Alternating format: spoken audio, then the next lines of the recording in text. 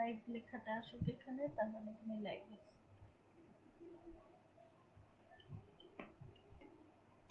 এইটা উপরে তোলো স্কেট, এটা তোলো রাখুন না, এটার উপরে নিয়ে রাখো খালি বারবার। হ্যাঁ, তুমি তোমার স্টুডেন্টরা এগুলাই শোনো।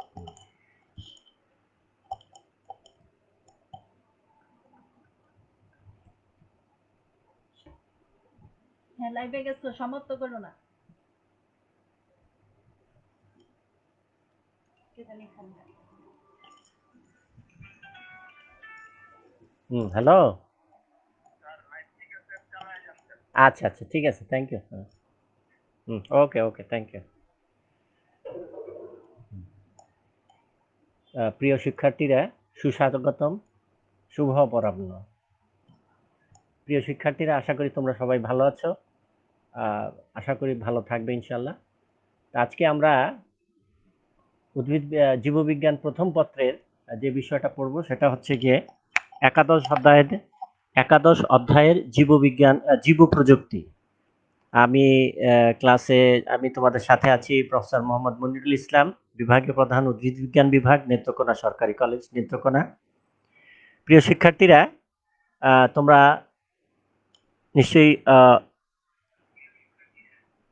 নিশ্চয়ই জানো যে জীব প্রযুক্তি একটা আধুনিক প্রযুক্তি। এই প্রযুক্তি বর্তমান শতাব্দীকে বলা হয়ে থাকে জীববিজ্ঞানের যুগ, জীববিজ্ঞানের শতাব্দী। তো জীব প্রযুক্তি জীববিজ্ঞানের একটা আধুনিক এবং নবীনতম শাখা। দেখা যাচ্ছে কি? আমি তো দেখি জীব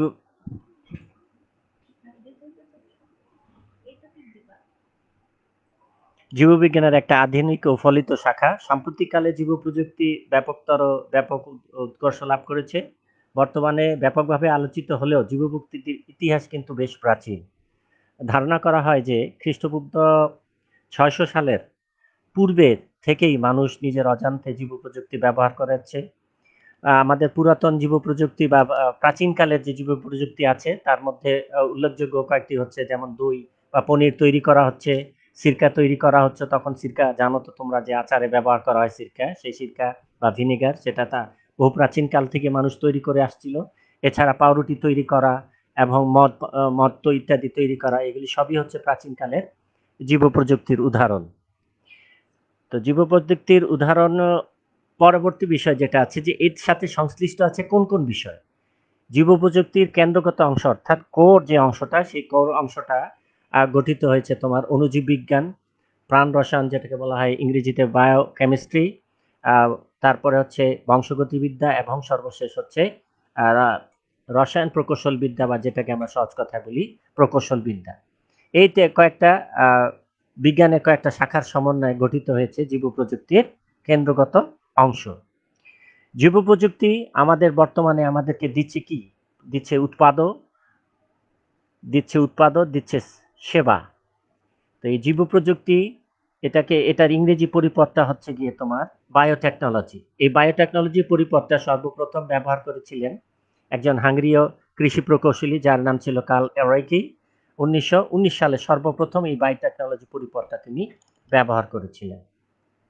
এরপরে আসো আমরা জানি যে জীব প্রযুক্তির যে সংজ্ঞা সেটা জানবো, বা এই পরিপদটির উৎপত্তি কিভাবে হয়েছে, বা উৎপত্তি সম্পর্কে বা উৎপত্তিগত অবস্থা সম্পর্কে আমরা জানবো। তো একটু আগে আমি উল্লেখ করেছি যে জীব প্রযুক্তির ইংরেজি প্রতিশব্দ হচ্ছে বায়োটেকনোলজি। বায়োটেকনোলজি পরিপদটির উৎপত্তি হয়েছে ইংরেজি দুটো পরিপদ, বায়োলজি এবং টেকনোলজি, এই দুটি শব্দের সমন্বয়ে, এই দুটি পরিপদের সমন্বয়ে। সুতরাং বলা যায় যে বায়োটেকনোলজির শাব্দিক বা ব্যুৎপত্তিগত অর্থ হচ্ছে জীববিজ্ঞান সংশ্লিষ্ট প্রযুক্তি, তথা সংক্ষেপে যেটাকে আমরা বলে থাকি জীব প্রযুক্তি। এখানে উল্লেখ্য যে কিছু পূর্বে বা আমাদের যে উচ্চ মাধ্যমিক শ্রেণীর যে কিছুদিন পূর্বে প্রকাশিত বা কয়েক বছর পূর্বে প্রকাশিত পাঠ্য বইগুলিতে কিন্তু জীব প্রযুক্তি এর সাথে আরেকটা পরিপদ ব্যবহার করা হতো, সেটা হচ্ছে জৈব প্রযুক্তি। তো এখন আর জৈব প্রযুক্তি পরিপদটা আর পাঠ্যপুস্তকে ব্যবহার করা নয়, এখন ব্যবহার করা হয় জীব প্রযুক্তি। তারপরে চলে আসি আমরা জীব প্রযুক্তির সংজ্ঞা সম্পর্কে এখন আমরা জানবো। তো জীব প্রযুক্তির সংজ্ঞা সম্পর্কে বলতে গেলে যেটা বলতে হয় যে বিভিন্ন সময়ে বিভিন্ন ব্যক্তি বা বিভিন্ন সংস্থা, বিজ্ঞানী বায়োটেকনোলজির ভিন্ন ভিন্ন সংজ্ঞা দিয়েছেন এবং এই সংজ্ঞাগুলি মোটামুটি প্রায় কাছাকাছি, কিন্তু আহ, সবাই সেগুলি বা সবার নিকট সেগুলি তেমন গ্রাহ্য বা সবাই গ্রহণ করেননি। তো সেই পরিপ্রেক্ষিতে আমরা বলতে পারি যে আমরা ওই সংজ্ঞাগুলি থেকে কয়েকটি নির্বাচিত সংজ্ঞা এখন আমি তোমাদের সামনে উপস্থাপন করছি। প্রথম যেটা হচ্ছে যে সলোমন বার্গ, যিনি 1995 সালে যে সংজ্ঞা দিয়েছিলেন, তো তাদের মতে কোনো জীবকে মানব কল্যাণে প্রয়োগের যে কোনো প্রযুক্তিকে বলা হয় বায়োটেকনোলজি বা জীব প্রযুক্তি। দ্বিতীয় যেই সংজ্ঞাটা আসছে সেই সংজ্ঞাটা হচ্ছে কোলম্যানের সংজ্ঞা, যেটা দিয়েছিলেন তিনি প্রদান করেছিলেন 1968 খ্রিস্টাব্দে। তার মতে জীবন্ত উদ্ভিদ, প্রাণী, অণুজীব বা এদের অংশবিশেষ ব্যবহার করে মানবতার কল্যাণে ব্যবহার উপযোগী উন্নত বৈশিষ্ট্য সম্পন্ন নতুন উদ্ভিদ ও প্রাণী, অণুজীব বা দ্রব্য উৎপাদনে প্রয়োগকৃত প্রযুক্তিই হলো বায়োটেকনোলজি বা জীব প্রযুক্তি। তৃতীয় যে সংজ্ঞাটা আমি এখানে উল্লেখ করেছি বা দিতে যাচ্ছি সেটা হচ্ছে গিয়ে তোমার United states national science foundation কর্তৃক প্রদত্ত। আমি যেহেতু সালটা উল্লেখ ছিল না পাঠ্যপুস্তকে, সেজন্য সালটা উল্লেখ করা হয় নাই। তো তাদের প্রদত্ত সংজ্ঞাটা হচ্ছে মানব কল্যাণে জৈবিক উপকরণ যেমন অণুজীব বা কোষীয় উপকরণের নিয়ন্ত্রিত ব্যবহারই হচ্ছে বায়োটেকনোলজি বা জীব প্রযুক্তি।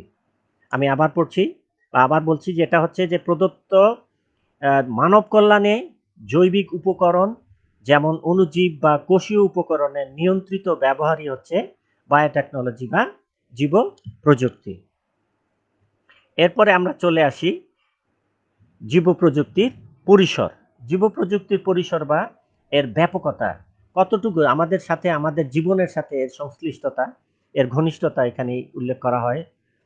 তো এখানে দেখা গেছে যে কোনো জৈবিক প্রক্রিয়া একটা সহজভাবে এক কথা যদি আমরা বলতে চাই, সেটা হচ্ছে যে কোনো জৈবিক প্রক্রিয়াকে উৎপাদনশীল কর্মকাণ্ডে প্রয়োগ করাই হচ্ছে জীব প্রযুক্তি। আর এই জীব প্রযুক্তি, তা আমি ইতিমধ্যে উল্লেখ করেছি যে খ্রিস্টের জন্মের কয়েক পূর্ব, অর্থাৎ খ্রিস্টের জন্মের কয়েক হাজার পূর্ব থেকে মানুষ তার প্রয়োজন মেটানোর জন্য বিভিন্নভাবে ব্যবহার করে আসছে এই জীব প্রযুক্তিকে। জীব প্রযুক্তি মানুষের সমৃদ্ধি ও উন্নয়নের ক্ষেত্রে এক অমিত সম্ভাবনার দ্বার খুলে দিয়েছে। জীব প্রযুক্তির পরিসর ক্রমশই ব্যাপক থেকে ব্যাপকতর হচ্ছে। বর্তমান শতাব্দী হতে যাচ্ছে গিয়ে জীব প্রযুক্তির শতাব্দী। সুতরাং বুঝতে পারছো জীব প্রযুক্তির সাথে আমাদের সংশ্লিষ্টতা বা আমাদের জীবনের সংশ্লিষ্টতা কত ব্যাপক। বর্তমানে জীব প্রযুক্তির পরিসরকে বর্ণনা করার জন্য নিম্নলিখিত কয়েকটি পরিপদ ব্যবহার করা হয়। তার মধ্যে কয়েকটা উল্লেখযোগ্য আধুনিক যে পরিপদ, তাই একটা হচ্ছে গিয়ে ব্লু বায়োটেকনোলজি, দ্বিতীয়টা হচ্ছে গ্রিন বায়োটেকনোলজি, তৃতীয়টা হচ্ছে গিয়ে তোমার red and white biotechnology. Blue biotechnology এখানে তোমার জলীয় তথা সামুদ্রিক সামুদ্রিক সংশ্লিষ্ট বা সামুদ্রিক বিষয়ে তোমার জৈব প্রযুক্তির প্রয়োগটাই হচ্ছে গিয়ে ব্লু টেকনোলজি। যেহেতু এটা এসছে তোমার, যেহেতু সমুদ্রের বা সাগরের পানির রং, অনেক পানি যেহেতু থাকে, সেই পানির রং যেহেতু নীল বর্ণের হয়, সেই নীল বর্ণ থেকেই এটাকে এই পরিপদটাকে নির্বাচন করা হয়েছে বা গ্রহণ করা হয়েছে। তো এক্ষেত্রে সামুদ্রিক হতে পারে, সামুদ্রিক অণুজীব হতে পারে, সামুদ্রিক ব্যাকটেরিয়া হতে পারে, সমুদ্রে বসবাসকারী শৈবাল হতে পারে, সমুদ্রে বসবাসকারী বিভিন্ন জীব, বিভিন্ন প্রাণী হতে পারে, বিভিন্ন সপুষ্পক উদ্ভিদ বা অন্য কোনো প্রাণী, যাদের থেকে মানুষের প্রয়োজনীয় রাসায়নিক, এনজাইম, হরমোন, অ্যান্টিবায়োটিক এগুলি সংগ্রহ করা হয়। এবং এই সম্ভাবনার ক্ষেত্রটা বিশাল, এর ব্যাপকতা অত্যন্ত ব্যাপক। এর ব্যাপকতা বলে বোঝানো যাবে না। সমুদ্র যেহেতু কি পৃথিবীর 3 ভাগের 2 ভাগই হচ্ছে গিয়ে তোমার জলভাগ, আর এই জলভাগের 99% হচ্ছে গিয়ে তোমার সমুদ্র, মহাসাগর, উপসাগর এইসব। এই ক্ষেত্রে আমাদের একটা ব্যাপক সম্ভাবনা রয়ে গেছে এবং বিজ্ঞানীরা এখন যে বলছেন যে সমুদ্রে যে আমাদের অপার সম্ভাবনা রয়ে গেছে, সেই সম্ভাবনা যদি আমরা আহ, খুঁজে বের করতে চাই, সেই সম্ভাবনাকে যদি আমরা উন্মোচন না করতে পারি, তাহলে কিন্তু আমাদের ভবিষ্যৎ বেশ কঠিন হয়ে যাবে, আমাদের জীবনযাপন বেশ কষ্টসংকুল হয়ে যাবে। দ্বিতীয় যে বিষয়টি হচ্ছে সেটা হচ্ছে গিয়ে গ্রিন বায়োটেকনোলজি। গ্রিন বায়োটেকনোলজি এটা হচ্ছে গিয়ে তোমার কৃষি ক্ষেত্রে জৈব প্রযুক্তির ব্যবহার। কৃষি ক্ষেত্রে জৈব প্রযুক্তির ব্যবহার। তো এই কৃষি ক্ষেত্রে জৈব প্রযুক্তির ব্যবহার বলার অপেক্ষাই রাখে না, এরও বিশাল ব্যাপকতা রয়েছে। কৃষি আমাদের সরাসরি আমাদেরকে খাদ্য সরবরাহ করে, সবজি সরবরাহ করে, নানাবিধ উপাদান আমরা কৃষি থেকে পাচ্ছি। তো এই কৃষি সংশ্লিষ্ট বিষয়গুলিতে ক্ষেত্রে যখন আমরা বায়োটেকনোলজিকে ব্যবহার করব, তখন তাকে বলা হয় কি গ্রিন বায়োটেকনোলজি। এই গ্রিন বায়োটেকনোলজি মানে কি, উদ্ভিদের রং কি বর্ণ সবুজ, আর সেই সবুজ বর্ণ থেকেই এখানে গ্রিন বায়োটেকনোলজি পরিপদটা ব্যবহার করা হয়েছে। এরপরে চলে আসি আমরা যে বিষয়টা, সেটা হচ্ছে গিয়ে তোমার red and white biotechnology. Red and white biotechnology এই ক্ষেত্রে চিকিৎসা ক্ষেত্রে চিকিৎসা ক্ষেত্রে বা আমাদের যে অসুস্থ হওয়ার পর আমাদের যে চিকিৎসা, সেই চিকিৎসা ক্ষেত্রে এই বায়োটেকনোলজিটা প্রয়োগ করা হয়ে থাকে। তো এক্ষেত্রেও আমরা ওই যে সামুদ্রিক বায়োটেকনোলজির কথাগুলি বলেছিলাম, যেমন কি এক্ষেত্রে ভ্যাকসিন উৎপাদন, অ্যান্টিবায়োটিক উৎপাদন, এনজাইম উৎপাদন, হরমোন উৎপাদন, আর তারপরে তোমার বিভিন্ন নানাবিধ তোমার নতুন নতুন ঔষধ বা ভেষজ উপাদান তৈরি, এই সবগুলি বিষয়ই হচ্ছে গিয়ে তোমার এই রেড অ্যান্ড হোয়াইট বায়োটেকনোলজি অন্তর্ভুক্ত। তাহলে ব্যাপারটা বুঝতেই পারলে যে জীব প্রযুক্তির পরিসর কত ব্যাপক এবং বিশাল। প্রিয় শিক্ষার্থীরা, এখন আমরা চলে আসি জীব প্রযুক্তির গুরুত্ব। এই জীব প্রযুক্তির গুরুত্ব যদি বুঝাতে চাই, তাহলে আমাদেরকে বুঝতে হবে যে আমাদের কি কি সমস্যা বর্তমান বিশ্বে, আমরা কি কি সমস্যার সম্মুখীন আমরা হচ্ছি। তো বর্তমান বিশ্বের আলোচিত কয়েকটি সমস্যা, আরো সমস্যা আছে যে আমি সেগুলি ইচ্ছাকৃতভাবেই বাদ দিয়েছি।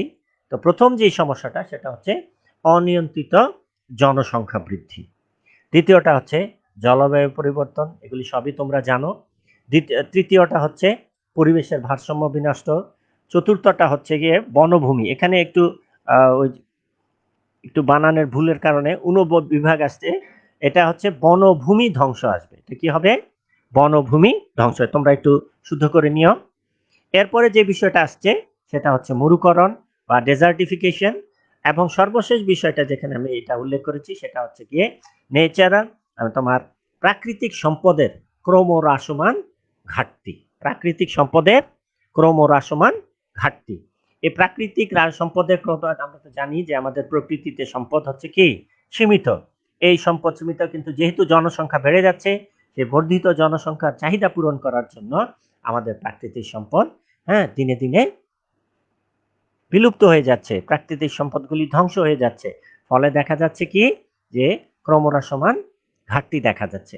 উল্লেখিত এখন এই যে সমস্যাগুলি আমি উল্লেখ করলাম, এই সমস্যাগুলি সমাধানের আমাদের উপায়টা কি? এই সমস্যাগুলি সমাধানের একটা গুরুত্বপূর্ণ উপাদান, একেবারে একমাত্র নয়, একটা গুরুত্বপূর্ণ উপায় হচ্ছে কি জীব প্রযুক্তি। আর এই জন্য আধুনিককালে বা অধুনা জীব প্রযুক্তি সংশ্লিষ্ট গবেষণার ক্ষেত্রে প্রচন্ড গতির সঞ্চার হয়েছে। প্রচন্ড কি হয়েছে? গতির সঞ্চার হয়েছে। এখন এই গবেষণার কার্যাবলীর ফলে এই যে আমাদের বিভিন্ন জায়গায়, বিভিন্ন দেশের বিভিন্ন বিশ্ববিদ্যালয়ে তোমার জীব প্রযুক্তি বিভাগ খোলা হয়েছে।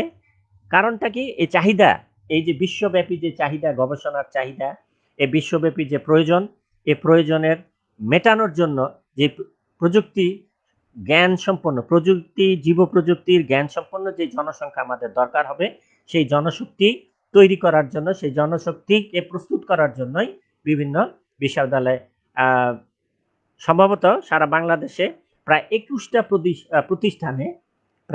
প্রতিষ্ঠানে কলেজ, বিশ্ববিদ্যালয় এবং বৈজ্ঞানিক গবেষণা প্রতিষ্ঠান সহ গবেষণা প্রতিষ্ঠানে তোমার কি হচ্ছে, জীব প্রযুক্তির পাঠদান করা হচ্ছে।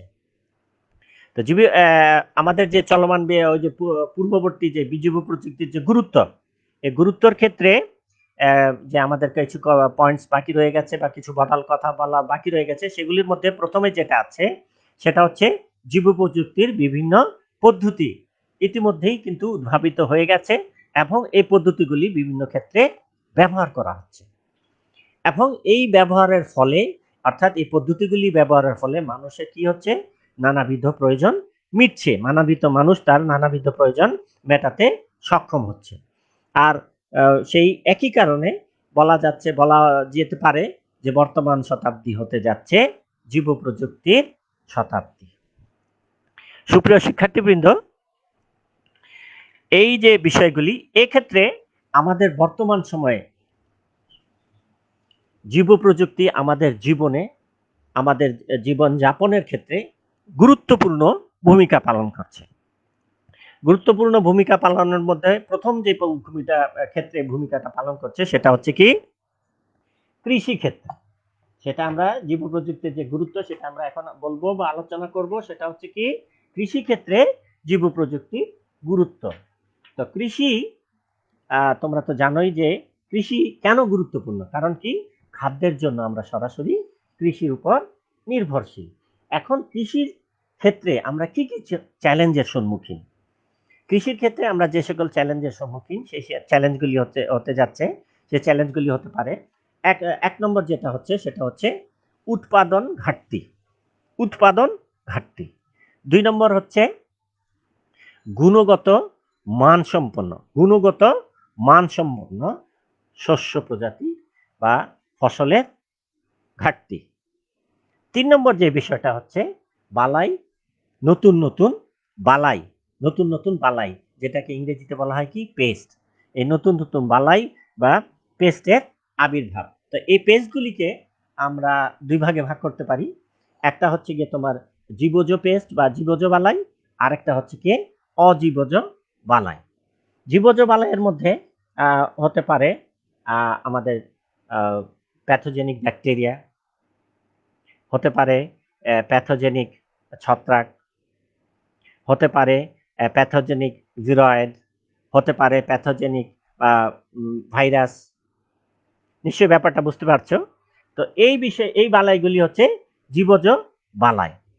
এর সাথে কিন্তু আরো জড়িত আছে তোমার বিভিন্ন ধরনের কীটপতঙ্গ। অতি সম্প্রতি তোমরা নিশ্চয়ই সংবাদ মাধ্যমে জানতে পেরেছো, যেটা হচ্ছে গিয়ে পঙ্গপাল, ভারতে বা পাকিস্তানে বা মধ্যপ্রাচ্যে বা আফ্রিকায় পঙ্গপালের আবির্ভাব। এটাও কিন্তু একটা মারাত্মক বালাই, যে বালাই মাত্র 3 দিনে বা অল্প কিছু সময়ের মধ্যে এক মাইলের পর মাইল, হাজার মাইলের ফসল সরাসরি ধ্বংস করে দিচ্ছে। তো এটাও কিন্তু একটা বালাই। এগুলি হচ্ছে গিয়ে সবই জীবজ বালাই বা এদেরকে বলা হয় বায়োটিক পেস্ট। এরপরে আমরা আসি অবায়বীয় বালাই। অবায়বীয় বালাইয়ের মধ্যে প্রথম যেটা হচ্ছে সেটা আমরা বলবো যে পৃথিবীতে কি হচ্ছে। আমরা জানি যে মরুকরণ বা জলবায়ু পরিবর্তনের ফলে কি হচ্ছে, আমরা সবাই চিন্তিত, আমরা সবাই আমাদের অস্তিত্ব নিয়ে শঙ্কিত। কারণটা কি? কারণটা হচ্ছে কি সমুদ্র সমতলের উচ্চতা বেড়ে যাচ্ছে।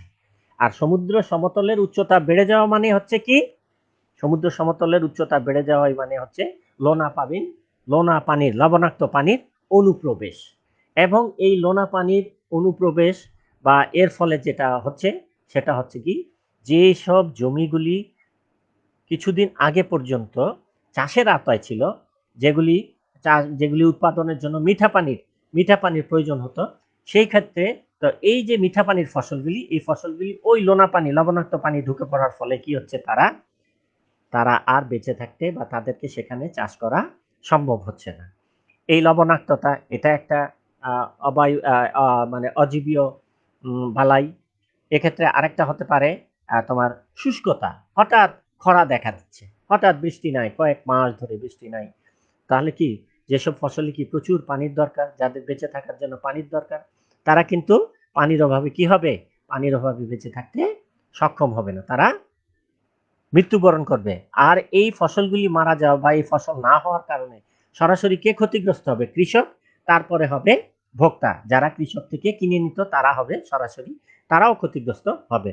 সুতরাং বুঝতেই পারছো সমস্যার একটা কত গভীর। তো এই সকল ক্ষেত্রে বর্তমানে কিন্তু হ্যাঁ বেশ কিছু ক্ষেত্রে কি হয়েছে, বেশ কিছু ক্ষেত্রে মানুষ জীব প্রযুক্তি ব্যবহার করে এই সকল সমস্যা বা তাদের যে সমস্যা ভবিষ্যতে যে সকল সমস্যার সম্মুখীন তারা হতে পারে সে সকল সমস্যার সমাধান করতে বা আংশিক সমাধান করতে সক্ষম হয়েছে। তো প্রথমেই আসি আমরা, যেটা হচ্ছে গিয়ে অল্প সময়ে অল্প জায়গায় অনেক সংখ্যক, প্রথমে যেটা আসছে কৃষির ক্ষেত্রে যে সুবিধাটা আমরা জীব প্রযুক্তি ব্যবহার করে পাচ্ছি সেটা হচ্ছে অল্প সময়ে অল্প স্থানে অনেক হাজার হাজার কি চারা উৎপাদন। এখন এই হাজার হাজার চারা উৎপাদন, এর ফলে কি লাভ হচ্ছে? এর ফলে লাভবান হচ্ছে আমরা কয়েকটা ক্ষেত্র পাচ্ছি, যে চারার দাম কমে যাচ্ছে, আমরা কম দামে চারা পাচ্ছি। 2 নম্বর যেটা হচ্ছে আমরা রোগবিহীন, প্যাথোজেনবিহীন, রোগবালাইবিহীন আমরা চারা পাচ্ছি। 3 নম্বর যে বিষয়টা হচ্ছে সেটা হচ্ছে যে আমরা দ্রুত, দেখা গেল যে বন্যা হলো, বন্যার পরে যে চাষাবাদ করার জন্য দেখা যায় যে বন্যার পরে দেখা যায় বীজতলাও কিন্তু ডুবে যায়। তো বীজতলা যদি ডুবে যায় তাহলে ধানের চারা আমরা কোথায় পাবো? অথবা যদি আমরা অন্য কোনো ফসল চাষ করতে চাই, যেমন ধরো কিছুদিন আগে আমাদের দেশে তোমরা নিশ্চয়ই খেয়াল করবে যে যখন দেখা যায় যে শীতের আগে হেমন্তে বা এর পূর্বে কি হয়, বৃষ্টিপাত হয়। এখন বৃষ্টিপাত যদি মুষলধারে বৃষ্টিপাত হয় তাহলে দেখা যায় যে সবজির চারা হয় না। সবজির চারা জন্মানোর জন্য যে প্রযুক্তি বা যে সুযোগ সুবিধা আমাদের চাষিদের নাই, আর্থিক কারণে তারা সক্ষম না। তো সেই কারণে দেখা যায় যে চারার অভাব দেখা দেয়। তো এই চারার অভাব দেখা দিলে কি হয়, যে চারার দাম বেড়ে যায়। আর যারা যা সংখ্যা ওইভাবে যে পরিমাণ চারার দরকার, যে সংখ্যায় চারার দরকার সেই সংখ্যায় চারা আমরা পাই না। তো এর ফলে কি হয়, ওই চারাগুলির যদি আমরা কি করতে পারি, জীব প্রযুক্তি ব্যবহার করে গবেষণাগারে যদি ওই ফসলের চারা তৈরি করতে পারি তাহলে কিন্তু আমরা সহজেই কৃষকের হাতে এই চারাগুলি পৌঁছে দিতে সক্ষম হব। তো এটা একটা তাৎক্ষণিকভাবে সমস্যার একটা বিশাল সমাধান তৈরি আমাদের সামনে নিয়ে এসছে। তো এর মধ্যে বর্তমানে আমাদের দেশেই যেগুলি ব্যবহার করা হচ্ছে সেটা হচ্ছে গিয়ে গোলালুর মাইক্রোটিউবার একটা। 2 নম্বর হচ্ছে গিয়ে তোমার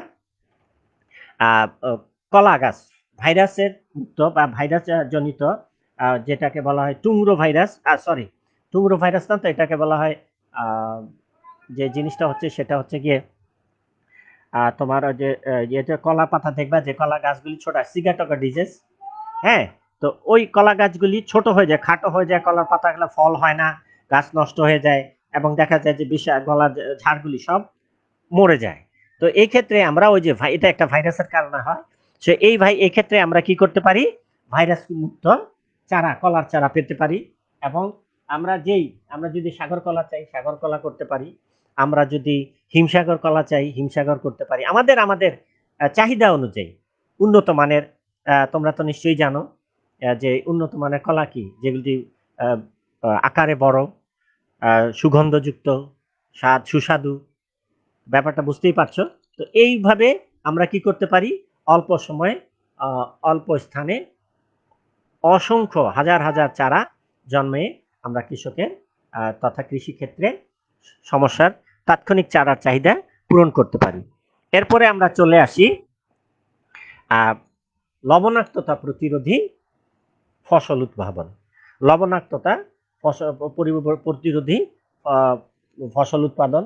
তো তোমরা জানো যে আমাদের যে উপকূলবর্তী এলাকা বা উপকূল তীরবর্তী যে সকল ক্ষেত্র আছে সে সকল ক্ষেত্রে দেখা যায় যে লবণাক্ততা বেড়ে যাচ্ছে। আর এই লবণাক্ততা বেড়ে যাওয়ার কারণে যে সকল ধান, বিশেষ করে যে সকল ধান কি হয় তোমার মিঠা পানিতে জন্মায়, অর্থাৎ বর্ষাকালে শুধুমাত্র বর্ষাকালে জন্মায়, যখন প্রচুর বৃষ্টিপাত হয় তখনই জন্মানো হয়। কিন্তু এক্ষেত্রে আমরা যদি 3টা ফসল করতে চাই, আমরা যদি আমাদের ধানের চাহিদা, তোমরা তো জানোই যে ভাত হচ্ছে বাংলাদেশের বাঙালিদের কি একটা প্রধানতম খাদ্য। প্রধানতম খাদ্য। আর যে জন্য একটা প্রচলিত শব্দ এসছে সেটা হচ্ছে মাছে ভাতে বাঙালি। তো সুপ্রিয় শিক্ষার্থীরা, তো এই ক্ষেত্রে আমাদের বিজ্ঞানীরা, আমাদের দেশের বিজ্ঞানীরাই তারা কি করতেছেন, তারা তারা যে কাজটা করছেন সেটা হচ্ছে গবেষণাগারে লবণাক্ততা প্রতিরোধী জিন, জীব প্রযুক্তি ব্যবহার করে লবণাক্ততা প্রতিরোধী জিন আমাদের যে সকল ধান, উচ্চ ফলনশীল ধানের জাত আছে সে সকল ধানে স্থানান্তর করার চলছেন, চেষ্টা করে চলেছেন, নিরন্তর চেষ্টা করছেন এবং তারা অনেক ক্ষেত্রেই আমরা কি হয়েছি, সফলতা লাভ করতে যেছি। অথবা আগামী কয়েক বছরের মধ্যে হয়তো আমাদের হাতে আমাদের গবেষকদের গবেষণার ফলে কয়েকটা কিছু জাত আমরা হয়তো হাতে পেয়ে যাব। এছাড়া ৩ নম্বর যে বিষয়টা হচ্ছে সেটা হচ্ছে গুণগত মানসম্মত, পুষ্টি সমৃদ্ধ। এখন গুণগত মানসম্পন্ন পুষ্টি সম্পন্ন ফসল আমরা ধানের ক্ষেত্রে যেটা দেখি যে আমরা ধান থেকে কি পাই, প্রধানত কার্বোহাইড্রেট পাই, কিন্তু এর থেকে কিন্তু আরো কিছু ভিটামিনও কিন্তু পাওয়া যায়। যেমন ধানের আবরণের বাইরে বীজের মূল যে বীজ, যেটাকে আমরা তুষ বলি, এই তুষের ভিতরে দেখবা যে চালের গায়ে একটা লাল আবরণ থাকে, এই লাল আবরণটাকে বলা হয় কুড়া। নিশ্চয়ই স্বাভাবিক, হ্যাঁ বুঝতে পারছো? তো এই যে লাল আবরণটা, এই আবরণটা কি হচ্ছে বর্তমানে ওই মেশিনে ছাটার ফলে এই আবরণটা কিন্তু আমরা পাচ্ছি না, এটা চলে যাচ্ছে কি তুষের সাথে বা কুড়ার সাথে চলে যাচ্ছে। তো ফলশ্রুতিতে এটা হচ্ছে গিয়ে তোমার ভিটামিন বি এর হ্যাঁ একটা ভিটামিন বি এর উৎস। তো এখন এই ভিটামিন বি না পাওয়ার ফলে কি হচ্ছে, বিভিন্ন ভিটামিনের অভাবজনিত রোগ দেখা দিচ্ছে। তারপরে তো এইসব ক্ষেত্রে ইঙ্গোপট্রিকাস নামে একজন সুইস বিজ্ঞানী, তিনি একটা ধান আবিষ্কার করেছেন, তিনি একটা ধানের জাত উদ্ভাবন করেছেন, সেটা হচ্ছে নাম হচ্ছে কি গোল্ডেন রাইস বা সুপার রাইস। এটাকে কি বলে, গোল্ডেন রাইস বা সুপার রাইস। এই গোল্ডেন রাইস বা সুপার রাইসের যে গুরুত্বটা হচ্ছে সেটা হচ্ছে গিয়ে যে এর মধ্যে কি আছে, এর মধ্যে কার্বোহাইড্রেট তো আছেই, সাথে আছে আয়রন। আয়রন থাকার ফলে যে এই যে আয়রনের অভাবে তোমরা নিশ্চয়ই জানো যে কি হয়, রক্ত শূন্যতা দেখাতে। এই রক্ত শূন্যতার কারণে হ্যাঁ শিশুরা কি হয়, শিশুদের যে মূল জিনিস যেটা হচ্ছে সেটা হচ্ছে কি শিশুদের রোগ প্রতিরোধ ক্ষমতাটা হ্রাস পায়। এছাড়া শিশুদের তোমরা নিশ্চয়ই দেখো যে যদিও বাংলাদেশ অর্থনৈতিকভাবে দ্রুত এগিয়ে যাচ্ছে, আমরা মধ্যম অর্থনীতির দিকে এগিয়ে যাচ্ছি, কিন্তু তারপরেও ধারণা করা হচ্ছে যে বিভিন্ন কারণে আমাদের দেশে দারিদ্র্যের সংখ্যা কিন্তু একেবারে ফেলনা নয়। তো এই দারিদ্র্য শ্রেণী তারা যেহেতু তারা দরিদ্র শ্রেণী সীমার নিচে অবস্থান করে, সেই জন্য তাদের কি আছে, তাদের অর্থ সংকট আছে। আর এই অর্থ সংকটের কারণে তারা তাদের প্রয়োজনীয় পুষ্টি, হয়তো ভাত জোগাড় করতে পারলো কিন্তু মাছ জোগাড় করতে পারলো না, অথবা দেখা গেল যে লবণ বা মরিচ দিয়েই তাদের দুপুরের খাবারটা সম্পন্ন করে ফেলবো। এই ধরনের ঘটনা কিন্তু ঘটছে আমাদের আশেপাশে, কিন্তু ঘটছে, এটা কিন্তু অস্বীকার করার কোনো উপায় নেই। তো এই সকল ক্ষেত্রে এই যে বিশাল জনগোষ্ঠী শুধু আমাদের দেশেই না, সারা পৃথিবীতে, আফ্রিকায়, বিভিন্ন দেশেই কিন্তু কি আছে, দারিদ্র সীমার নিচে বসবাসকারী লোকজন আছে। তো তাদের যে পুষ্টির চাহিদা, তাদের কি দরকার, তাদের দরকার কার্বোহাইড্রেট, তাদের দরকার প্রোটিন, তাদের দরকার ভাইটামিন, তাদের দরকার বিভিন্ন খনিজ উপাদান, তাদের দরকার হরমোন, তাদের দরকার লবণ। ঠিক আছে? তো এইসব চাহিদাগুলি পূরণ করার জন্য, এইসব চাহিদাগুলি যদি আমরা পূরণ করতে চাই তাহলে কি করতে হবে, আমাদের এমন একটা ফসল উদ্ভাবন করতে হবে যার মধ্যে মোটামুটি সবই আছে। তো ইঙ্গোপট্রিকাস সৌভাগ্যক্রমে সেই ধরনের একটা ফসল, ধানের জ্যাপনিকা ভ্যারাইটির একটা জাত উদ্ভাবন করেছেন, এবং এই জাতের মধ্যে আছে কয়েকটা বেশ কিছু প্রায় 22টা বিভিন্ন উদ্ভিদ প্রাণীর বিভিন্ন জিন এতে সংশ্লেষণ করা হয়েছে, এর ভিতরে ইনসার্ট করা হয়েছে। তো এই যে ধানের জাতটা, এই জাতটা হচ্ছে গিয়ে, এই জাতের ভাত যদি কেউ খায় তাহলে তার কি সমস্যা হবে না। প্রথমে তার তো কার্বোহাইড্রেটের চাহিদা পূরণ হবে, 2 নম্বর যে কাজটা চাহিদা পূরণ হবে, আয়রনের অভাব পূরণ হবে, 3 নম্বর যে কাজটা হচ্ছে সেটা হচ্ছে ভাইটামিন এ এর অভাব পূরণ হবে। তোমরা তো জানো যে ভাইটামিন এ এর অভাবে কি হয়, রাতকানা, যে অন্ধত্ব, অন্ধাত্ব দেখা দেয়, বাল্যকালীন অন্ধাত্ব বা চাইল্ড এজ ব্লাইন্ডনেস, এই চাইল্ড এজ ব্লাইন্ডনেসটা কিন্তু আমরা প্রতিরোধ করতে পারবো। তো এখন এই যে জাপানিকা ভ্যারাইটি, এই জাপানিকা ভ্যারাইটির একটা সমস্যা হচ্ছে কি, যে এই ধানটা এর যে চালটা রান্না করা হয়, রান্না করার পরে চালটা হয়ে যায় আঠালো, স্টিকি। তো এই আঠালো, আমরা কিন্তু আঠালো ভাত আমাদের এই দক্ষিণ পূর্ব এশিয়া বা এই এই অঞ্চলের লোকজন কিন্তু কি আঠালো ভাত পছন্দ করে না। তো সেই জন্য আমাদের বিজ্ঞানীরা করছেন কি, আমাদের বিশেষ করে ধান গবেষণা ইনস্টিটিউট তোমার কি করা হয়েছে, যে আমাদের স্থানীয় যে উচ্চ ফলনশীল জাত, সেই জাতের সাথে এদের সংকরায়ন করে, এবং এটা বেশ এগিয়ে গেছে। হয়তো আগামী 2-1 বছরের মধ্যেই আমরা, হ্যাঁ, এই যে গোল্ডেন রাইস, বাংলাদেশ গোল্ডেন রাইসের বাংলাদেশি সংস্করণ আমরা হয়তো হাতে পেয়ে যাব। এরপরে আমরা চলে যাই, এরপরে আমরা বলতে পারি যে এই ধরনের বেশ কিছু ফসল কিন্তু জীব প্রযুক্তির মাধ্যমে, যেগুলি আমাদের বিভিন্ন চাহিদা, যেমন ধরো টমেটো। টমেটো এটা জানো সে শীতকালীন ফসল, যদিও এখন গ্রীষ্মকালেও টমেটো পাওয়া যায়, তবে তার দামটা বেশি থাকে, আর সবাই এটাকে কিনতে পারে না। তো এই ক্ষেত্রে বিজ্ঞানীরা দেখা গেছে যে টমেটোটা দ্রুত কি হয়, বাজারের দোকানে বা শেলফে রাখলে এরা কি হয়, দ্রুত পচে যায়। তো এই পচে যাওয়া মানে এদের কি হয়, শেলফ লাইফটা অনেক কম, অনেক হ্রাসপ্রাপ্ত।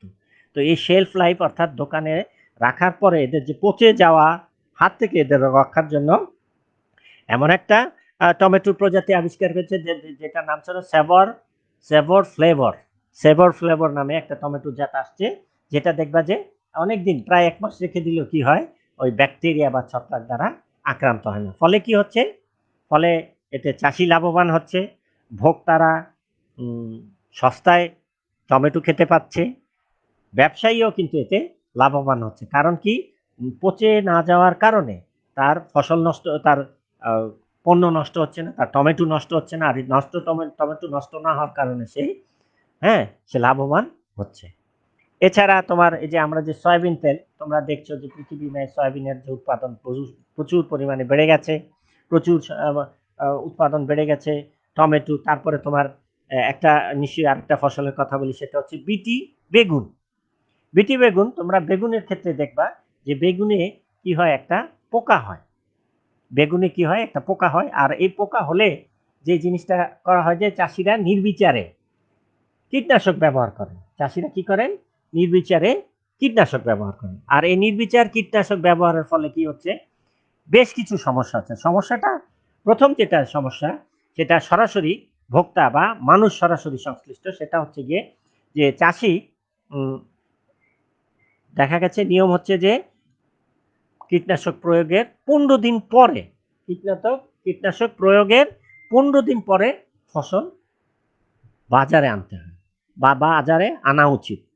কিন্তু আমাদের চাষিরা সেই দিকে ততটা মনোযোগী না, আর বা এর জন্য প্রচারণাও একটু দায়ী। তো এই কারণে তারা কি করছে, সরাসরি ওই কিছুদিন পরে দেখা গেল যে আজকে দিল, 4-5 দিন পরে বেগুন তুলে বাজারে নিয়ে আসলো, আর এই বেগুন অত্যন্ত তাজা, চমৎকার ফ্রেশ বেগুন, একেবারে পোকামাকড় বিহীন, কোনো ছিদ্র নাই, কিছুই নাই।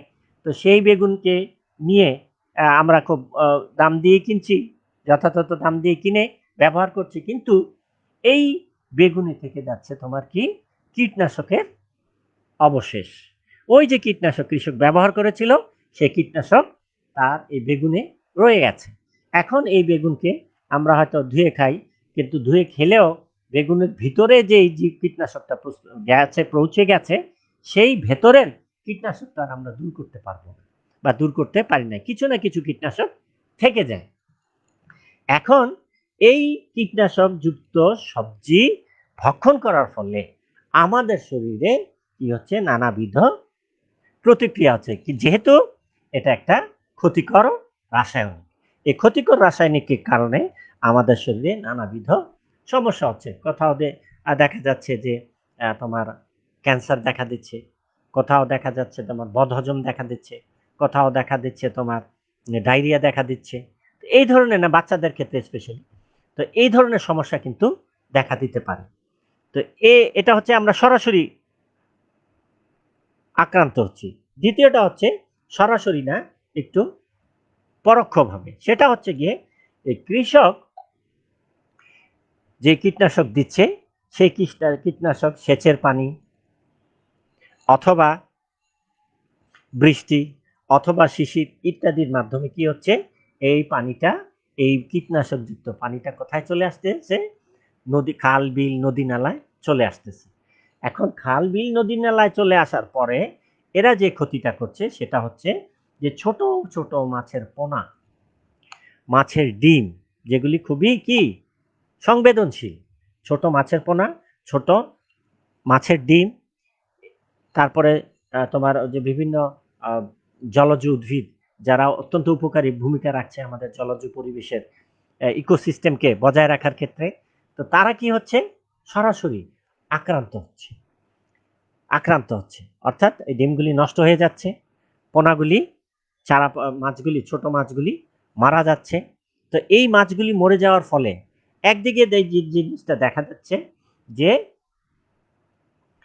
মাছের ঘাটতি। তোমরা নিশ্চয়ই লক্ষ্য করেছো যে আগের মতো আর ওই যে ছোট বা আমাদের দেশীয় যে জাতগুলি, হ্যাঁ, চাষের মাছ ছাড়া বাজারে দেশীয় জাতের মাছের মাছ কিন্তু খুব বেশ কমই পাওয়া যায়। তো ব্যাপারটা নিশ্চয়ই আমাদের জন্য একটু বিবেচনার দাবি রাখে এবং আমাদের গুরুত্বের সাথে বিবেচনার দাবি রাখে। এ প্রসঙ্গে আরেকটা বিষয় বলতে চাই, এরপরে যেই মাছগুলি ওই পানিতে কীটনাশকের সংস্পর্শে আসা জলজ উদ্ভিদ ভক্ষণ করলো, বেঁচে রইল, ওই মাছগুলি কিন্তু আমরা বাজারে পাচ্ছি। এখন ওই মাছগুলিকে আমরা ধুইলাম, কিন্তু তাদের পেশিতে, তাদের দেহের অভ্যন্তরে যেই কীটনাশক পচে গেছে, সেই কীটনাশককে তো আমরা পরিষ্কার করতে পারছি না। আমরা তো কীটনাশকটাকে সরাসরি ধ্বংস করতে পারছি না। দেখা গেছে যে রান্নার পরেও, রান্না ভালোভাবে রান্না করার পরেও কিছু কিছু কীটনাশক অবিকৃত অবস্থায় থেকে যায়। এখন এই অবিকৃত অবস্থায় এক্ষেত্রে তোমাদের আমরা যে পারদযুক্ত কীটনাশকের কথা বলতে পারি, হ্যাঁ, পারদযুক্ত কীটনাশক, লেডযুক্ত কীটনাশক। তো এই বিষয়গুলি, এগুলি কিন্তু চলে আসছে কোথায়? আমাদের মানব শরীরে চলে আসতেছে। তো এই ক্ষেত্রে তখন বিজ্ঞানীরা চিন্তা করলেন যে আমরা এমন একটা বেগুন যদি চাষ করি, এমন একটা উদ্ভিদের জাত যদি চাষ করি, যেটাতে কি হচ্ছে, যেটাতে কি লাগবে না, কীটনাশক প্রয়োগ করা লাগবে না, যেটা হবে কি পরিবেশ বান্ধব, যেটা হবে কি পরিবেশ বান্ধব। তা এমনই একটা ফসল বা জাত হচ্ছে গিয়ে বিটি বেগুন। তো এই বিটি বেগুন, এটার মধ্যে ব্যাসিলাস থুরিনজিয়েন্সিস নামক একটা ব্যাকটেরিয়া, সেই ব্যাকটেরিয়ার একটা জিন, এই ব্যাকটেরিয়াটা একটা টক্সিন তৈরি করে, বিষাক্ত পদার্থ তৈরি করে। এই টক্সিন হচ্ছে গিয়ে তোমার ওই যে বেগুনের যে পোকা ক্যাটারপিলার, সেই বেগুনের যে পোকা, সে পোকা যদি খায় তাহলে কি হবে, সে মারা যায় সরাসরি। ওই ওই পাকা কি খাবে, ওই বেগুনের, ওই বিটি জিন সমৃদ্ধ বেগুনের পাতা অথবা কচি কাণ্ড অথবা ফল, এগুলি যখন তারা ভক্ষণ করবে, তখন তারা ওই তখন ওই বেগুনের ফলের টিস্যুতে বা ফলের কোষে, পাতার কোষে অথবা কাণ্ডের কোষ, কচি কাণ্ডের কোষে বিদ্যমান যে বিটি জিন, সেই জিনটা ওই ক্যাটারপিলার অর্থাৎ ওই পোকার দেহের অভ্যন্তরে গিয়ে কি তৈরি করবে, টক্সিন তৈরি করবে, বিটি টক্সিন। এই বিটি টক্সিন যখন তৈরি হবে, তখন ওই টক্সিনের প্রতিক্রিয়ায় ক্যাটারপিলারটা, পোকাটা, শুঁয়োপোকাটা মারা যাবে। তাহলে ব্যাপারটা বুঝতে পারছো যে এর ফলে আমরা বেশ কিছু দিক থেকে লাভবান হচ্ছি। প্রথম লাভবান যেটা হতে পারি বা বিবেচনা করতে পারি, লাভবান হওয়ার যে ক্ষেত্র, সেই ক্ষেত্রে প্রথম যেটা হচ্ছে, সেটা হচ্ছে যে আমাদের চাষিদের কীটনাশক কিনতে হচ্ছে না দামি। এটা তোমরা নিশ্চয়ই জানো যে কীটনাশক বেশ দামি, এবং এই কীটনাশক তৈরি নিয়েও কিন্তু গবেষণা চলছে, নতুন নতুন কীটনাশক আসতেছে। তো এই ক্ষেত্রে কীটনাশক কিনতে হবে না। দুই, কীটনাশক তৈরি করার সময় যে দূষণটা হয়, অর্থাৎ কীটনাশক যে কারখানায় তৈরি হয়, সেই কারখানার মাধ্যমে যে দূষণটা হয়, সেই দূষণ থেকে আমরা বেঁচে যাচ্ছি। এরপরে যে বিষয়টা হচ্ছে সেটা হচ্ছে গিয়ে তোমার কীটনাশক প্রয়োগ করার সময় কিন্তু ওই চাষি কিন্তু সরাসরি কিসে এই কীটনাশক দ্বারা আক্রান্ত হচ্ছে, সরাসরি তার শরীরে লাগছে। সে যদি যথাযথ সুরক্ষা সরঞ্জাম বা সুরক্ষা পোশাক না পরে, হ্যাঁ, তাহলে কি হচ্ছে, তার চোখে চলে আসছে, তার মুখে চলে আসছে, তার ত্বকের সংস্পর্শে চলে আসতেছে। এরপরে, হ্যাঁ, এরপরে সে এইগুলিতে কিন্তু সরাসরি আক্রান্ত হওয়ার তার সম্ভাবনা থাকছে না, যেহেতু তাকে ব্যবহারই করতে হচ্ছে না। 4 নম্বর যে জিনিসটা সেটা আসছে, সেটা হচ্ছে গিয়ে তোমার পরিবেশ মুক্ত, মানে আমরা কি বলবো, দূষণ, পরিবেশ দূষণটা আমরা এই কৃষি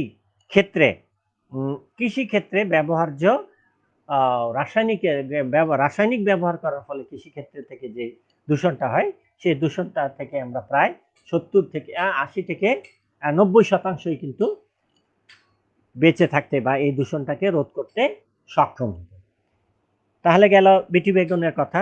এরপরে চলে আসি বিটি কটন। এটা তো জানোই, কটন তোমরা, আমরা যে কার্পাস তুলা ব্যবহার করি, কার্পাস তুলা হচ্ছে কটন। আর এক্ষেত্রেও সেই বেগুনের মতোই বিটি জিনটা প্রবেশ করানো হয়েছে। এবং এই যে এক্ষেত্রে তোমরা জানো যে এই তুলা যে উৎপন্ন হয়, তুলার যে ফল, এই ফলটাকে বলা হয় এক ধরনের বল, দেখতে গোলাকার, সেজন্য এটাকে বলা হয় বল।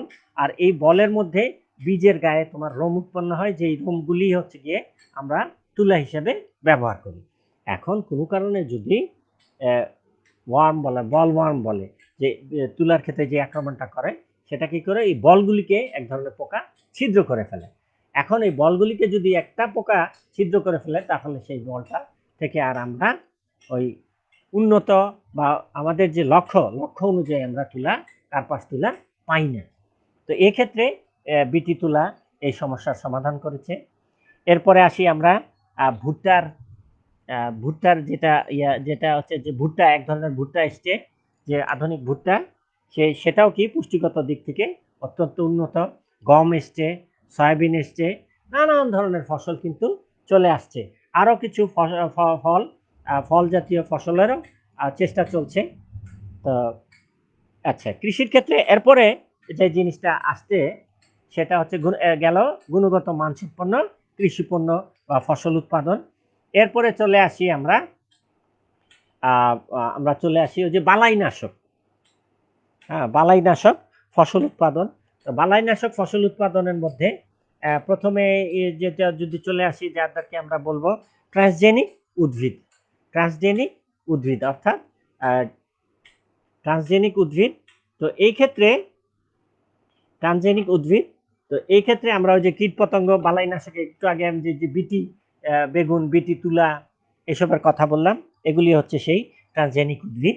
এরপরে চলে আসি আমরা বেশি মাংস ও দুধ প্রদানকারী, বেশি মাংস ও দুধ প্রদান বা দুধ উৎপাদনকারী সুস্থ আর সবল প্রাণী বা গবাদি পশু উদ্ভাবন। এরপরে চলে আসি তোমার গবাদি পশু বা পশু পাখি, বা যেমন ধরো পোলট্রি, হ্যাঁ, পোলট্রির মুরগি, তারপরে ছাগল, তারপরে হচ্ছে গরু, এদের যে দুধ মাংস ইত্যাদি ব্যবহার করে কি করা যায়, দুধ মাংস ব্যবহার করে আমাদের বিভিন্ন ঔষধ উদ্ভাবনের চেষ্টা চলছে। বিভিন্ন ঔষধ উদ্ভাবন, এই জিনিসটাকে, এই যে কার্যকলাপ, এটাকে বলা হয় বায়ো ফার্মিং। কি বলা হয়? Bio farming. এরপরে আমরা চলে আসি বেশি সালোক সংশ্লেষণ। তোমরা তো জানোই যে ফসলের উৎপাদনের সাথে সালোক সংশ্লেষণের একটা ঘনিষ্ঠ যোগসূত্র রয়েছে। এই ঘনিষ্ঠ যোগসূত্রের কারণে আমরা কি করতে পারি,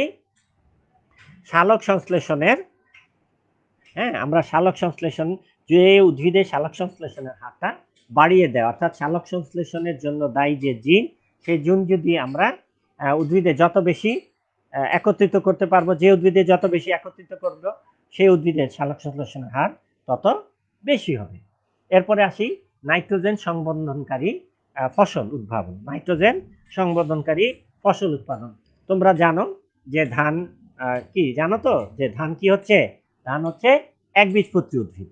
তো এই একবীজপত্রী উদ্ভিদের কিন্তু মূলটা হয় দুর্বল। এটা এই দুর্বল মূলটা দুর্বল হওয়ার কারণ কি, যে বীজ থেকে চারা উৎপাদন, বীজ থেকে বীজের অঙ্কুরোদ্গম হওয়ার কিছুদিন পরে কি হয়, মূল যে প্রধান যে মূলটা এটা নষ্ট, ভ্রূণমূল যেটা প্রধান মূলে রূপান্তরিত, এটা নষ্ট হয়ে যায়। এই মূল নষ্ট হয়ে যাওয়ার পরবর্তীতে কি হয়, অসংখ্য অস্থানিক মূল তৈরি হয়। আর এই অস্থানিক মূলগুলি কি হয়, মাটির গভীরে যেতে পারে না, তারা মাটির এই যে খুব অল্প পরিমাণে প্রবেশ করতে পারে। তো এই সকল কারণে তো এখন কি হয়, ধান উৎপাদন করতে কিন্তু নাইট্রোজেন ঘটিত সার, নাইট্রোজেন সমৃদ্ধ সার অধিক সংখ্যায়, অধিক পরিমাণে ব্যবহার করতে হয়। সবচেয়ে বেশি ব্যবহার করা হয় কি, নাইট্রোজেন সংবন্ধন, নাইট্রোজেন জনিত বা নাইট্রোজেন ঘটিত বা নাইট্রোজেন সমৃদ্ধ সার ব্যবহার করা হয়। তো বিজ্ঞানীরা বিশেষ করে যেসব দেশে তোমরা তো জানোই যে পৃথিবীতে সবচেয়ে বেশি ধান উৎপাদন হয় কিন্তু চীনে, গণচীনে, এরপরে ভিয়েতনাম, বাংলাদেশ, এইভাবে বিভিন্ন দেশে, যে সকল দেশগুলি কি হচ্ছে উপগ্রীষ্মমণ্ডলীয় অঞ্চলের অন্তর্ভুক্ত। এশিয়ায়, বিশেষ করে এশিয়ায়, অন্যান্য দেশে হয়, ল্যাটিন আমেরিকায়, আফ্রিকায় হয়, কিন্তু সেখানে যদি বৃষ্টিপাত বা পানির সরবরাহ যদি যথাযথভাবে আমরা যদি না করতে পারি, তাহলে কিন্তু ধান উৎপাদন করা বেশ কঠিন। তো এই যে ধান উৎপাদন করতে যে নাইট্রোজেনটা ব্যবহার করা হয়, এই নাইট্রোজেন সারটা ব্যবহার করা হয়, এই সারের একটা অসুবিধা হচ্ছে কি, এই সারটা কি করে, মিথেন উৎপন্ন করে। মিথেনে তাই সেটা যখন উদ্ভিদের গ্রহণযোগ্য পর্যায়ে বা উদ্ভিদের যে চক্র আছে সেই চক্রের মধ্যে প্রবেশ করে, তখন এটা কি হয়, মিথেনে পরিণত হয়। এবং দেখা যায় যে ব্যবহৃত নাইট্রোজেনের প্রায় 70% মিথেনে পরিণত হয়। মাত্র 30% ধান গাছ ব্যবহার করতে পারে। তাহলে ব্যাপারটা বুঝতেই পারছো যে এই মিথেন কি, এই মিথেন হচ্ছে গ্রিন হাউস গ্যাস। এই মিথেন হচ্ছে কি, গ্রিন হাউস গ্যাস।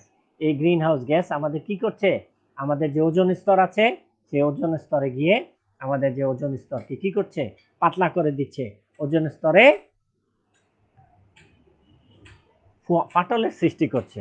তো এর ফলে এই কারণে বিজ্ঞানীরা বলছেন যে নাইট্রোজেনের ব্যবহার কমাতে হবে, ধানের ক্ষেত্রে নাইট্রোজেনের পরিমাণ কমাতে হবে এবং এর বিকল্প ফসলের চিন্তা করতে হবে। তো এই ক্ষেত্রে তো বিজ্ঞানীরা এই ক্ষেত্রে চিন্তা করলেন যে আমরা যদি শিম জাতীয় গাছের নাইট্রোজেন সংবন্ধনে সক্ষম করে এমন জিনটা যদি আমরা কি করতে পারি, আলাদা করতে পারি, আর এটা যদি আমরা ধানের ক্ষেত্রে যদি ধানের দেহে যদি আমরা প্রবেশ করাতে পারি, তাহলে কি হবে, এক সময় ধান কি হবে, নাইট্রোজেন সংবন্ধনে সক্ষম হবে। আর আমরা কিছু এবং ফলে আমাদেরকে আর কি হবে, ফলে আমাদেরকে আর ব্যাপক হারে বা বহুল পরিমাণে নাইট্রোজেন সার ব্যবহার করতে হবে না। এর ফলে কি হবে, আমাদের যে ওজোন স্তর, সেই ওজোন স্তর যথাযথভাবে থাকবে। যথাযথ থাকবে মানে ওজোন স্তর ঠিক যথাযথ থাকবে মানে পৃথিবী যথাযথ থাকবে। আর পৃথিবী যদি যথাযথ থাকে তাহলে আমরা ভালো থাকব। এছাড়া কৃষির ক্ষেত্রে আরেকটা জিনিস যেটা হচ্ছে, সেটা হচ্ছে গিয়ে তোমার উন্নত সঞ্চয় প্রোটিন সমৃদ্ধ উদ্ভিদ বা ফসল উদ্ভাবন। তো এটাও একটা ওই ট্রানজেনিক উদ্ভিদ। তো এই ক্ষেত্রে এইভাবে আমরা দেখতে পাচ্ছি যে কৃষির ক্ষেত্রে জীব প্রযুক্তির গুরুত্ব কতখানি আমরা নিশ্চয়ই তোমরা বুঝতে পেরেছ। প্রিয় শিক্ষার্থীরা, এরপরে চলে আসি আমরা চিকিৎসা ক্ষেত্রে। কোথায়, চিকিৎসা ক্ষেত্রে জীব প্রযুক্তির ব্যবহার, জীব প্রযুক্তির অবদান। তো কৃষি বা চিকিৎসা ক্ষেত্রে জীব প্রযুক্তির অবদানের মধ্যে প্রথমে যেটা আসে সেটা হচ্ছে গিয়ে তোমার জটিল রোগের প্রথমে যেটা আছে সেটা হচ্ছে ভ্যাকসিন উৎপাদন। প্রথমে যেটা হচ্ছে কি, ভ্যাকসিন বা টিকা উৎপাদন। তোমরা নিশ্চয়ই যে বর্তমানে যে কোভিড-19 যে ভাইরাস, যে করোনা ভাইরাস, এই করোনা ভাইরাসের বিরুদ্ধে তোমরা নিশ্চয় হচ্ছে যে টিকা নিয়ে বেশ আলাপ আলোচনা চলছে পৃথিবীময়। পৃথিবীর প্রায় 10টা দেশে এই টিকার ক্লিনিক্যাল ট্রায়াল শুরু হয়ে গেছে। তো এই বিষয়টা নিশ্চয়ই বুঝতে পারছো। তো এটাও তো কিন্তু কি করা হচ্ছে, জীব প্রযুক্তির ব্যবহার করা হচ্ছে। জীব প্রযুক্তির ব্যবহার করে কি করা হচ্ছে, জীব প্রযুক্তির ব্যবহার করে টিকা উৎপাদন করা হচ্ছে। আর এর মানে সর্বশেষ বা একেবারে জলজন্ত উদাহরণ হচ্ছে কোভিড-19 টিকা। কোভিড-19 টিকা। এরপরে আমরা আসি অ্যান্টিবায়োটিক উৎপাদন। তো অ্যান্টিবায়োটিকটা তোমরা জানোই এখন বহুল প্রচলিত একটা কি বলবো ভেষজ চিকিৎসা সামগ্রী বা এটাকে আমরা বলবো ঔষধ। তো এই অ্যান্টিবায়োটিক কিভাবে হয়? এই অ্যান্টিবায়োটিকটা সাধারণত বিভিন্ন ধরনের অণুজীব থেকে নিষ্কাশন করা হয়। তো এখন এই আমাদের দেশে তোমার সর্বপ্রথম আবিষ্কৃত অ্যান্টিবায়োটিক হচ্ছে পেনিসিলিন। তারপরে বর্তমান সময়ে নানান ধরনের কিন্তু দামি দামি পেনিসিলিন ব্যবহার করা হচ্ছে। এর মধ্যে ক্যাফলোস্পোরিন, স্ট্রেপ্টোমাইসিন, অ্যাজিথ্রোমাইসিন, হ্যাঁ, এই ধরনের দামি দামি অ্যান্টিবায়োটিক বা ব্যবহার করা হচ্ছে। তো এই অ্যান্টিবায়োটিক কিন্তু তৈরি করা হচ্ছে কোথায়? এই অ্যান্টিবায়োটিকগুলি জীব প্রযুক্তির মাধ্যমে, হ্যাঁ, অণুজীব থেকে তৈরি করা হচ্ছে। এরপরে চলে আসি হরমোন। হরমোন উৎপাদন। হরমোন উৎপাদন। তো হরমোন উৎপাদন যে বিভিন্ন ধরনের হরমোন কিন্তু আমরা তো জানি, হরমোন সম্পর্কে ইতিমধ্যে তোমরা অবগত হয়েছ যে যেটা সাইট অফ অ্যাকশন, অর্থাৎ তার যেখানে উৎপন্ন হয় তার কার্যকারিতার বা তার যে কার্য প্রক্রিয়ার যে স্থান, অর্থাৎ তার যে কর্মস্থল সেটা ভিন্ন জায়গায়, এবং এরা কি হয় অনাল গ্রন্থি মানে নালীবিহীন গ্রন্থি থেকে উৎপন্ন হয়। তো এই যে হরমোন, এই হরমোনগুলি কিন্তু খুব বেশি পরিমাণে লাগে না, কিন্তু নির্দিষ্ট পরিমাণে যদি না হয় তাহলে কি হয় আমাদের বিপাক ক্রিয়া ক্ষতিগ্রস্ত হয়। তো এই হরমোন, বিভিন্ন ধরনের হরমোন কিন্তু জীব প্রক্রিয়া ব্যবহার করে, হ্যাঁ, বিজ্ঞানীরা গবেষকরা উদ্ভাবন করেছেন এবং সেগুলির দ্বারা নানা ধরনের হরমোন তৈরি করছেন এবং আমরা ব্যবহার করছি। তো এই ব্যবহৃত হরমোনগুলির মধ্যে প্রথম যে হরমোনটার কথা বলতে হয়, তোমরা নিশ্চয়ই ডায়াবেটিস এর নাম শুনেছ। তো এই ডায়াবেটিস রোগের বিশেষ করে টাইপ 1 যাদের শরীরে কখনোই ইনসুলিন তৈরি হয় না, এই ইনসুলিন হরমোন তৈরি হয় না, ফলে তাদেরকে অবশ্যই কি হয় ওই বাইরে থেকে কৃত্রিম উপায়ে ইনসুলিন প্রয়োগ করতে হয়। এখন এই ইনসুলিন কিভাবে তৈরি করা হচ্ছে? এই ইনসুলিন তৈরিতে ব্যবহার করা হচ্ছে বিভিন্ন ধরনের ব্যাকটেরিয়া। এই ব্যাকটেরিয়ায় ইনসুলিনের মানব ইনসুলিন তৈরির জন্য যে জিন, সেই জিনটা কি করা হচ্ছে, ব্যাকটেরিয়া প্রবেশ করে ক্ষুদ্র একটা পেট্রি ডিশে কয়েক হাজার ব্যাকটেরিয়া জন্মানো হচ্ছে এবং তাদের থেকে বিপুল সংখ্যায় হরমোন ইনসুলিন নিষ্কাশন করা হচ্ছে। এর ফলে কি হচ্ছে? এর ফলে যে জিনিসটা হচ্ছে, প্রথম যে জিনিসটা সেটা হচ্ছে হরমোনের ইনসুলিনের সহজলভ্যতা। ইনসুলিন এখন অনেক সহজলভ্য। 1 2 নম্বর যেই উপকারটা হয়েছে সেটা হচ্ছে ইনসুলিনের কি হচ্ছে মূল্য হ্রাস পেয়েছে, অনেক সহজলভ্য হয়েছে। মূল্য হ্রাস পাওয়ার পরে সবাই এখন ইনসুলিন কিনতে পারছে, বা যার প্রয়োজন অনুযায়ী ইনসুলিন কিনতে পারছে। 3 নম্বর যে কাজটা হচ্ছে যে পূর্বে একটা ধর্মীয় বা একটা কি বলবো সাংস্কৃতিক একটা বিষয় সংশ্লিষ্ট ছিল, সেটা হচ্ছে যে পূর্বে তোমার কি হচ্ছে শূকর আছে না, শূকর বা গবাদি পশু, এদের যে লিভার আছে, সেই লিভারে তোমরা তো জানোই যে প্যানক্রিয়াস, সেই প্যানক্রিয়াসকে গুঁড়া করে তারপরে সেখান থেকে ইনসুলিন নিষ্কাশন করা হতো। তা স্বাভাবিকভাবেই যারা শূকরের সাথে বা যাদের ধর্মীয় দিক থেকে শূকর সংশ্লিষ্ট নয়, তাদের শূকর বা যারা ঘৃণার বস্তু, তাদের ক্ষেত্রে এই ধরনের ইনসুলিন ব্যবহারটা বেশ কঠিন ছিল। এবং এর ফলে আরেকটা জিনিস যেটা হতো, যেহেতু জীব থেকে নেওয়া হচ্ছে, সেই জন্য জীবের কিছু অ্যান্টিবডি চলে আসতো, এবং এই অ্যান্টিবডির কারণে দেখা যাচ্ছে কি মানুষের শরীরে কি হচ্ছে নানাবিধ পার্শ্ব প্রতিক্রিয়া দেখা দিত।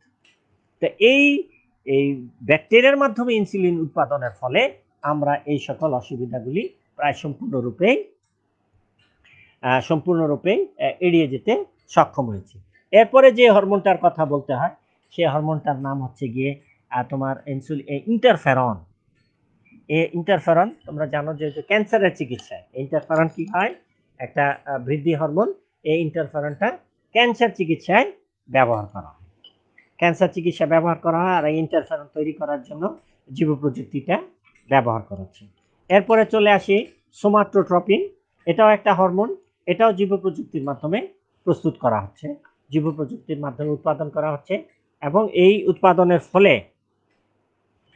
উৎপাদনের ফলে যে জিনিসটা হচ্ছে যে সোমাটোট্রপিন এখন অনেক সহজলভ্য। এরপরে এরপরে যে জিনিসটা আসতেছে চিকিৎসা ক্ষেত্রে সেটা হচ্ছে গিয়ে তোমার আচ্ছা, তারপরে হচ্ছে গিয়ে জিন বংশানুশ্রুতিক রোগ নির্ণয় ও রোগের নিরাময়।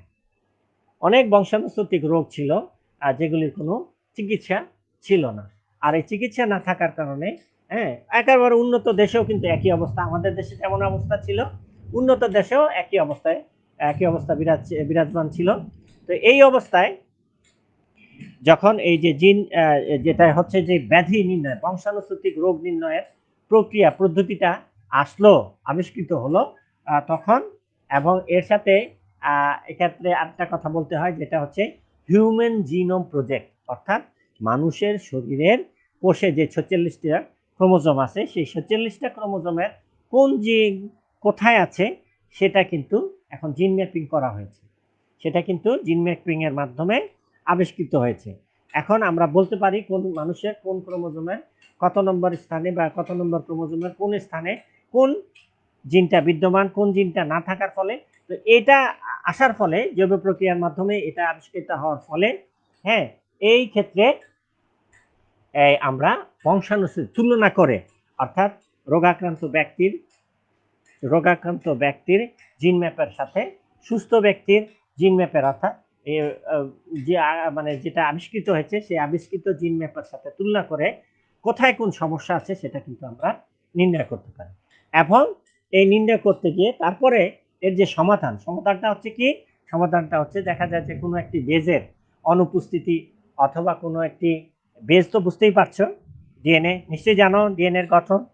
তো এই যে এই বেজ অর্থাৎ কি, ওই যে বেজ তোমার এটিজিসি, এই 4টা বেজের যে কোনো একটি অথবা একাধিক অথবা 2টি অথবা 3টি না থাকা বা থাকা এই সবগুলি কিন্তু হচ্ছে রোগের কারণ। আর এগুলির ফলে কি হচ্ছে তোমার বংশানুশ্রুতিক রোগ দেখা দিচ্ছে। তো এখন বিজ্ঞানীরা জিন থেরাপি নামে একটা চিকিৎসাত্মক পদ্ধতি আবিষ্কার করেছেন, ইনশাল্লাহ আগামীতে সুযোগ পেলে আমরা বলবো। তো এই জিন থেরাপির মাধ্যমে সেই বংশানুশ্রুতিক রোগের চিকিৎসা করা হচ্ছে, এটা একটা সুবিধা গেল। এরপরে যে জিনিসটা হচ্ছে সেটা হচ্ছে গিয়ে তোমার এনজাইম উৎপাদন, বিভিন্ন ধরনের এনজাইম কৃত্রিম উপায়ে তৈরি করা হচ্ছে, এবং এই এনজাইমগুলি আমাদের প্রয়োজন। দেখা যায় যে কারো শারীরিক কারণে যে এনজাইমটা তৈরি হচ্ছে না সেই এনজাইমটা যদি আমরা বাইরে থেকে সরবরাহ করি তাহলে তার শরীরে যে বিপাকীয় সমস্যা ছিল সেই সমস্যার সমাধান হয়ে যাচ্ছে।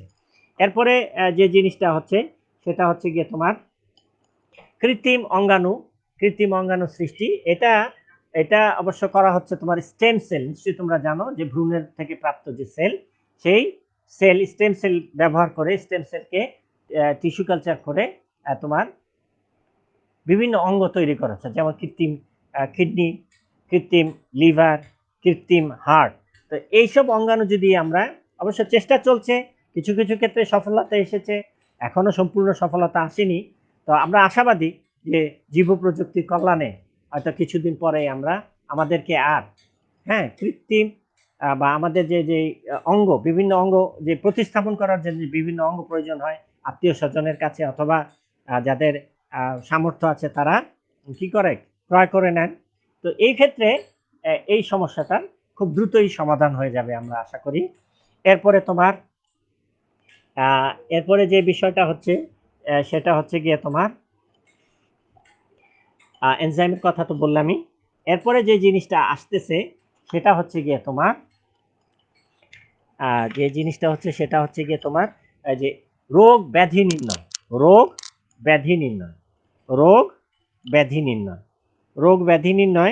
তো এই রোগ ব্যাধি নির্ণয়ের ক্ষেত্রে যে জিনিসটা ব্যবহার করা হচ্ছে সেটা হচ্ছে বিভিন্ন ধরনের, তোমরা নিশ্চয়ই শুনেছ যে কিছুদিন আগে আমাদের দেশে একটি প্রতিষ্ঠান যে তোমার করোনা ভাইরাসের উপস্থিতি বা কোভিড-19 এর উপস্থিতি নির্ণয় করার জন্য একটা কিট আবিষ্কার করেছিলেন। সেই কিট কিন্তু জীবী প্রযুক্তির মাধ্যমেই কিন্তু তৈরি করা হচ্ছে। সেখানে কি করা হয়েছে?